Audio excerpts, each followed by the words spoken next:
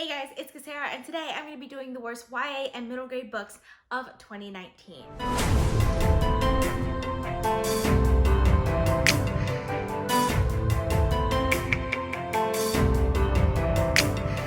This video is part of my 2019 reading recap. If you missed the last video in this series, I will link it up in the cards for you. Additionally, links to all videos in this series will be available down in the description as they come out. As you may have noticed from the title of this video is genre specific, and that's because when I was going through all of my favorite books of the year, they all ended up being adult high fantasy, which I felt like was just not fair to all of the other genres that I read. So I decided to do genre specific recap videos. In this video, we're going to be talking about the most disappointing and worst YA and middle grade books that I've read this year. There are timestamps in the description for all of this, so feel free to jump around. But we're going to start with the most disappointing YA and middle grade books that I've read. So I'm going to start out this one on an unpopular opinion, and that is Sorcery of Thorns by Margaret Rogerson. I went into this book with such high hopes, partially because it is a really hyped book on BookTube, and also partially because I really liked the concept of this book, because this book is about a character who was an orphan and she was raised in a library. I was going into this book trying to get that very magical library feeling from this book, and while it did start out that way, I felt like the atmosphere of this book was cut many times because there are often times when the characters are trying to be humorous, and it just annoyed the crap out of me, especially when they do it like in the middle of an action scene. For this book, I actually do plan on reading any sequels that come out with it because I did really like the plot of this book and I like the characters. One of my favorite characters of the year is in this book, but even though I really liked the plot of this book, I just had a lot of difficulty with the atmosphere of this book. It was very hit or miss for me, so I had a lot of frustration while I was reading this book, even though I really liked the concept of it. So I enjoyed this book, but not as much as I was really hoping to, so I ended up giving this book 3 stars. The next book on this list is Truly Devious by Maureen Johnson. This book is another book that is super hyped on BookTube, and it has been a while since I read this book. I read it at the very beginning of the year, and I just remember being let down by this book. When I first started it, I was actually kind of bored by it, and then something happened like about halfway through it, and the book got really interesting, and I loved it after that. But the first half of this book was incredibly boring to me, and I honestly, 7 or 8 months later, don't remember very much about this book other than like that one scene in the middle that I really enjoyed. At the time, the ending I actually really enjoyed, but overall the book kind of felt a little flat for me, and I ended up giving it 3.5 stars. The next book on this list is Days of Blood and Starlight by Laini Taylor. So this book I was really excited for. Laini Taylor is an author that I really enjoy. I especially love her writing style, and I read the first book in this series, Daughter of Smoke and Bone, and I enjoyed it. I gave it 4 stars. It wasn't my favorite book ever, but I did really enjoy it. And then I read this book, and it just didn't work for me. There is this backstory in this book, and I felt myself way more interested in the backstory of the book than I was in the actual plot that was going on in this book. So every time the backstory came up, I got really into the book, and I was like, this is good. And then when the actual story came up, which is the majority of this book, I was just bored.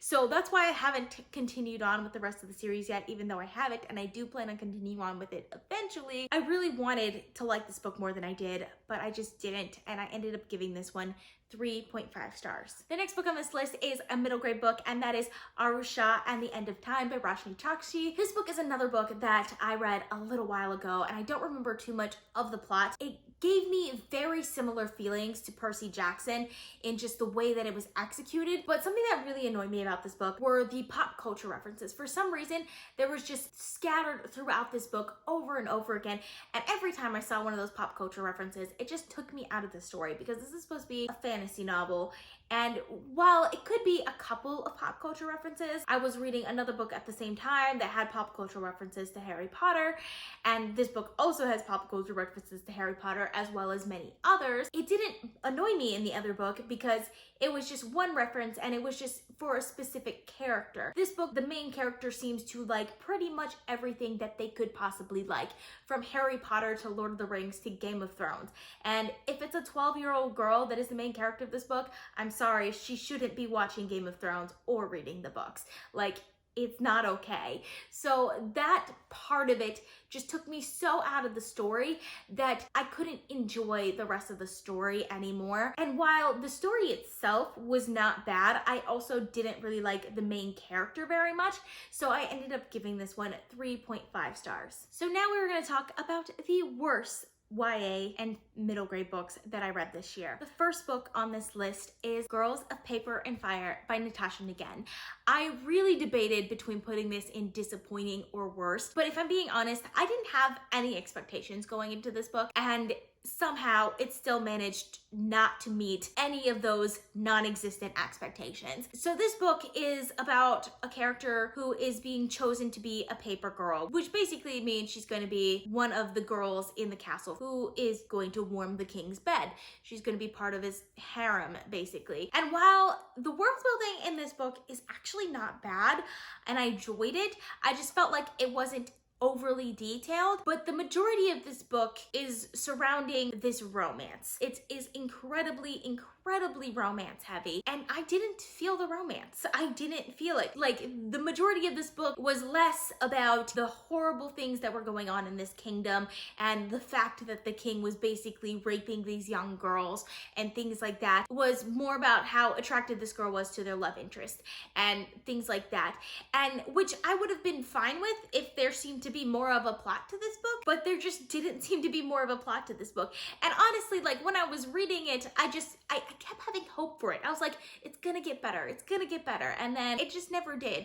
And I feel like even now, thinking back to it, I felt like I was generous with this book because I ended up giving it 3 stars. Thinking back to it now, I probably should have given it less than that. And the last book on this list, which was probably my least favorite book of the year, was Children of Blood and Bone by Toni Adeyemi. So I was really disappointed that I didn't like this book. Like, I really wanted to like this book. And I waited so long before reading this book because of all of the things that I heard about this book, because a lot of people ended up not liking this book after really expecting to like it. So I went into it with low expectations, and somehow this book managed to drop the bar even lower than that. This book has 4 main characters, 2 girls and 2 guys, and I didn't like any of the characters. First of all, the 2 guys in this book don't even feel like real people. They feel like switches. Like, you switch it on and they're a character sometimes, and then sometimes you just switch it off and they're just like nothing. I felt like they were not even well developed at all. And then there were 2 girls that were main characters in this book. One of them is Zaylee, who's kind of the main character of this book, and the other one was Amari. So first of all, Zaylee. I really did not like her at all. Like, there was not one moment when I actually liked Zaylee. Amari is probably the only character in this book that gives it a little saving grace. I actually did like Amari as a character, but that is literally the only thing about this book that I liked. There's an interesting magic system in this book, and also somewhat of an interesting plot line in this book, but instead of following like the sort of high fantasy quest plot line, it finds a way to be more like a YA going to the prom sort of plotline somehow. Like, I don't know how it managed to do that, but it did, and it annoyed the crap out of me. Everything about this book was just so annoying, and I couldn't after a while. I did finish reading this book. I was doing the read-alongs for the BookTube SFF Awards, which is why, like, I made a point to actually finish this book and not DNF it. But like, I came really close to DNFing this book over and over again. Also, I had bought the hardcover of this book like when it first came out, so I did want to actually finish this book because I spent a lot of money to buy this book, which I don't normally do, especially for YA fantasy, but because I had such high hopes for it, because it was African inspired and it had an elemental magic system, it had everything that I could possibly want out of a YA fantasy book, and somehow it didn't work. Like, it just didn't work, and I ended up giving it 2 stars. That is all of the books that I have in this video for you guys. Please let me know down in the comments if you've read any of these books, and if you have differing opinions for me in these books, because I would love to discuss with you guys. I plan on posting at least 4 videos a week in the month of December, so consider subscribing. If you like this video, please give it a big thumbs up to support my channel. All social media links are in the description down below. Thank you guys so much for watching, and I'll see you guys next time. Bye!